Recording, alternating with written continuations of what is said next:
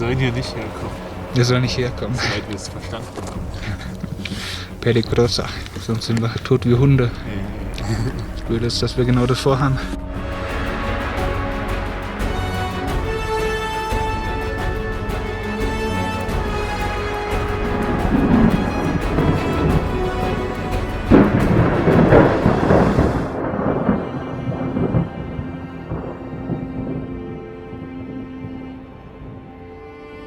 Auf dem Altiplano, einer Hochebene in Bolivien, liegt auf 3600 Metern Höhe der Salar de Uyuni, der größte Salzsee der Erde. Wir möchten ihn überqueren und bringen dabei nicht nur uns selbst in höchste Lebensgefahr.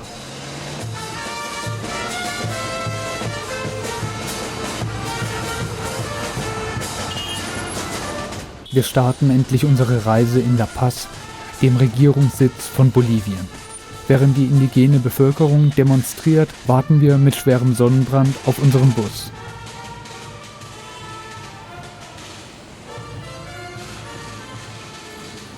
Wir verlassen unser Hotel in einem Minibus und steigen später in einen voll geländegängigen Reisebus um.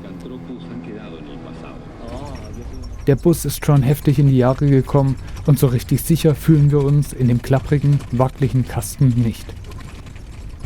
Unsere wertvolle Ausrüstung im Bauch des Busses wird kräftig durchgerüttelt und natürlich wieder beschädigt.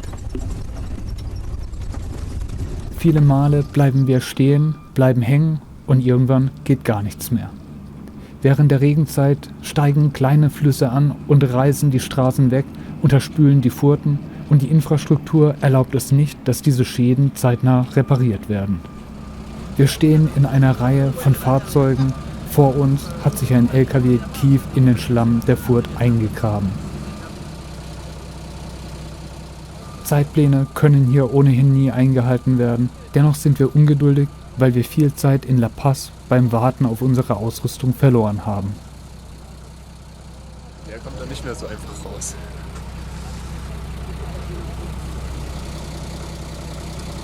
Plötzlich müssen alle aussteigen. Der Bus muss so leicht wie möglich werden, um den Fluss an einer anderen Stelle zu überqueren. Ob das Unterfangen erfolgreich sein wird, steht noch in den Sternen. Aus den benachbarten Orten sind Helfer gekommen, mit Hilfe einer Planierraupe wird die Straße wiederhergestellt. Diese Art von Unfällen und Zwischenfällen sind typisch für die südamerikanischen Länder.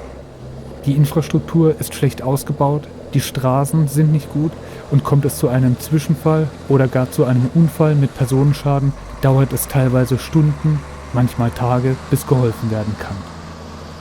Aus diesem Grund sind auf dem Salar de Uyuni in der Vergangenheit schon viele Touristen gestorben. Der Bus nimmt Anlauf und schafft es tatsächlich. Es geht endlich weiter. Allerdings wissen wir nicht, ob wir nicht lieber gelaufen wären. Endlich erreichen wir Uyuni, das ehemalige Bergwerkdorf. Heute lebt Uyuni größtenteils vom Tourismus. Wir besorgen uns Proviant. Käse, Fleisch und Maisgrieß, der eigentlich Hühnerfutter ist und große Mengen Sand beigemischt hat. Wir können den Grieß einfach mit heißem Wasser aufmischen und essen.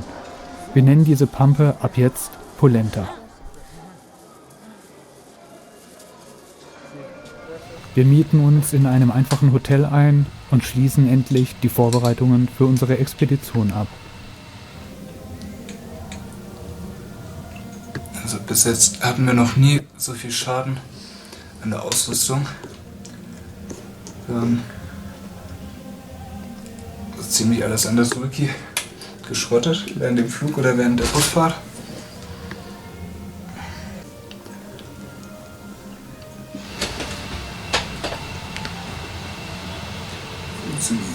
Und hier sieht man auch, warum wir der Horror eines jeden Hotels sind. Normalerweise sieht das viel schlimmer hier aus. Wir füllen unsere Wasserspeicher mit der vorher berechneten Menge. Wir sind gut vorbereitet, können aber noch nicht wissen, dass es niemals reichen wird. Mit einem Fahrer lassen wir uns über eine holprige Piste bis nach Colchani bringen. Für die 30 Kilometer brauchen wir fast 2 Stunden.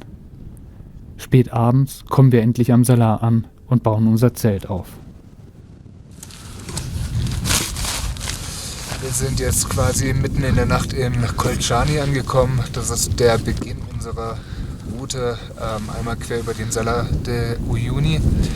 Wir haben jetzt ein kleines Problem, und zwar über dem Salar gewittert ist und das ist extrem. Also teilweise gehen die Blitze hier in Sekundenreihe runter.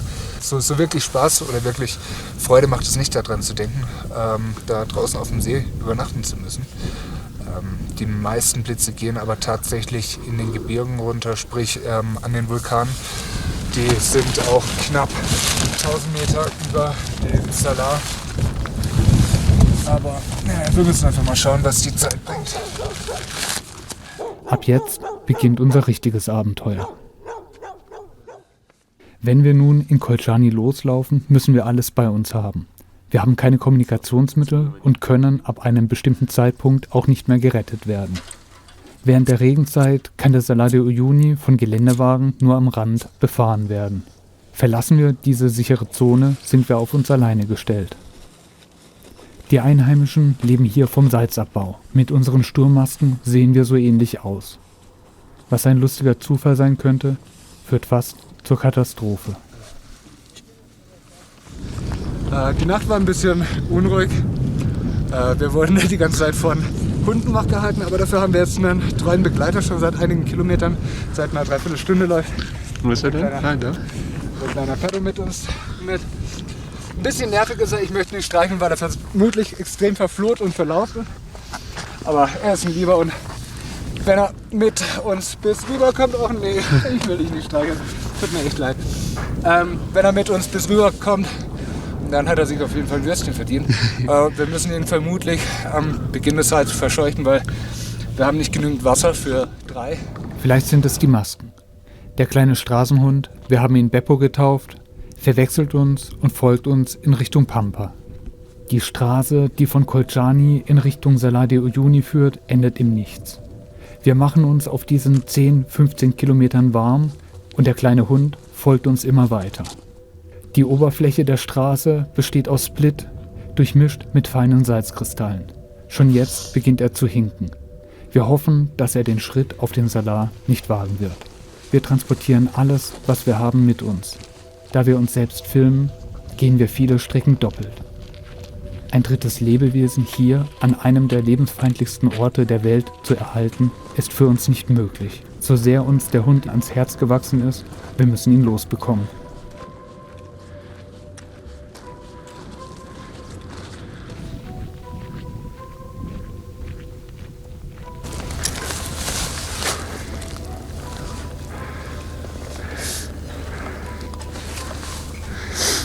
Hey, Digga, du wirst dir auf dem Salz die Füße kaputt machen. Du solltest hier bleiben, okay? Wir planen, den Salar von der Ostküste aus in Richtung Westen zu überqueren. Wir werden allerdings keine gerade Linie laufen können, da die Oberfläche sehr stark von stehendem Wasser beeinflusst werden kann. Bleibt das Wasser über längere Zeit an Ort und Stelle, löst es die Oberfläche auf und man sinkt tief ein. Außerdem fließen nach Regenfällen aus den Gebirgen große Ströme auf den Salar. Sie werden uns zwingen, unsere geplante Route deutlich zu verändern.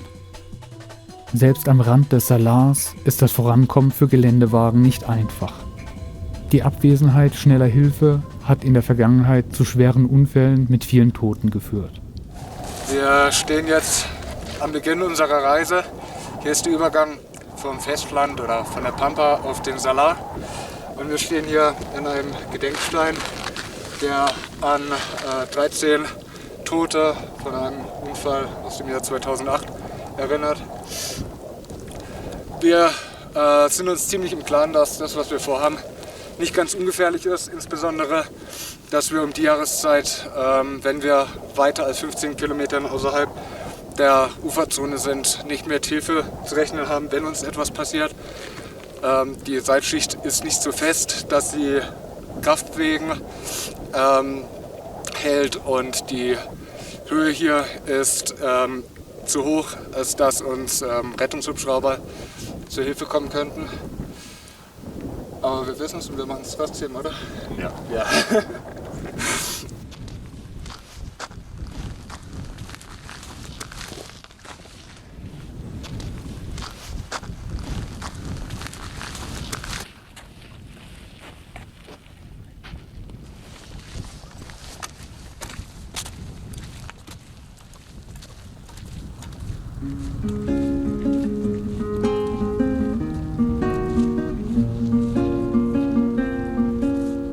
No entiendo por qué hablas mal sobre gente, jurando todo tiempo porque no son como tú.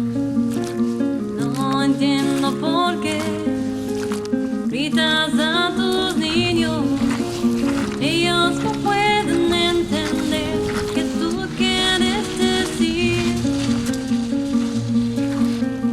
No entiendo nada porque estás actuando así. No comprendo nada, nada de tu explicación, porque no hay excusa por lo que hiciste. No hay excusa, no hay, no hay, no hay. No entiendo por qué no saludas a tus vecinos echando tu basura en la noche en su jardín. No entiendo por qué estás maltratando a tus perros, matando cada mosco que cruzca tu camino.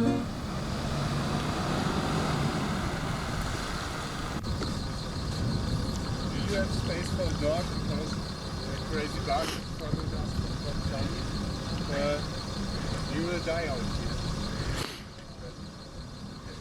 He's a fine dog. He's in good sleep. Huh? Yeah, we need to get rid of him. We won't survive that.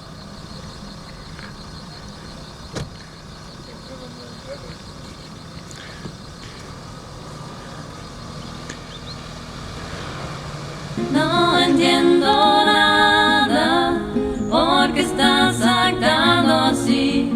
No comprendo nada, nada de tu explicación, porque no hay excusa para lo que hiciste.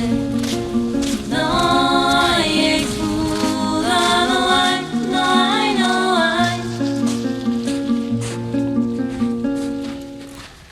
Die einzige Möglichkeit, den kleinen Hund, der mittlerweile schwer angeschlagen ist, zu retten, ist, ihn in ein Fahrzeug zu bringen und an den Rand zu fahren. Wir haben nur noch wenige Kilometer, in denen wir ein Fahrzeug finden können, das ihn mitnimmt. Um ihn doch noch irgendwie zu retten, entscheiden wir uns, am berühmten Salzhotel Rast zu machen, um hier nach Hilfe zu fragen. Widerwillig schlagen wir den Weg in Richtung Las Banderas ein, dem ehemaligen Salzhotel. Hier möchten wir rasten, vielleicht übernachten und hoffen, dass wir hier einen Geländewagen finden, der Beppo mitnimmt. Welch ein Kontrast! Nach der Stille des Salar de Uyuni finden wir uns hier in einer Partyzone wieder. Vor allem Japaner, aber auch Israelis und Deutsche lassen sich von Einheimischen hier rauskarren, um für sogenannte soziale Netzwerke Bilder zu machen. Das eigentliche Interesse am Salar de Uyuni, an den Einheimischen und ihren Lebensumständen liegt bei null. Wir versuchen uns vom ungewohnten Marsch in der Höhe zu erholen und fragen uns durch. Niemand ist bereit, Beppo mitzunehmen. Niemand ist bereit, einen kleinen Hund zu retten. Es wird kühl und innerhalb kurzer Zeit sind alle Touristen auf dem Weg zurück nach Uyuni. Wir bleiben zurück, alleine mit dem Besitzer des ehemaligen Hotels. Wir können ihn endlich überreden, Beppo mitzunehmen. Aber jetzt will Beppo nicht mit. Wir können ihn nicht davon überzeugen, dass er den Überquerungsversuch mit uns aufgibt. Er beginnt zu beißen und sich zu wehren. Wir haben keine Chance, er wird bei uns bleiben. Wir richten uns für die Nacht ein. Da bei auflandigem Wind am Rand das Wasser sehr stark steigen kann, vor allem wenn es auf dem See regnet, bauen wir uns ein kleines Podest aus Salz. Es sollte helfen, dass das Wasser nicht in unser Zelt gedrückt wird. Nachts sinkt die Temperatur deutlich unter den Gefrierpunkt. Durchnässte Kleidung oder durchnässte Schlafsäcke können hier lebensgefährlich werden. Jedes Jahr erfrieren und verdursten Einheimische auf dem Salar de Uyuni. Die Arbeit ist anstrengend. Das Herz schlägt schnell. Wir versuchen, die Kräfte einzuteilen und bauen endlich unser Zelt auf. Da wir noch immer mit unserem kleinen Freund unterwegs sind, müssen wir die Route umplanen. Während der Navigation sehen wir, wie vom Rand des Salar de Uyuni schwere Gewitter auf den See ziehen. Wir stellen uns auf eine unruhige Nacht ein. Wir haben aber noch keine Ahnung, wie sehr wir in Lebensgefahr schweben.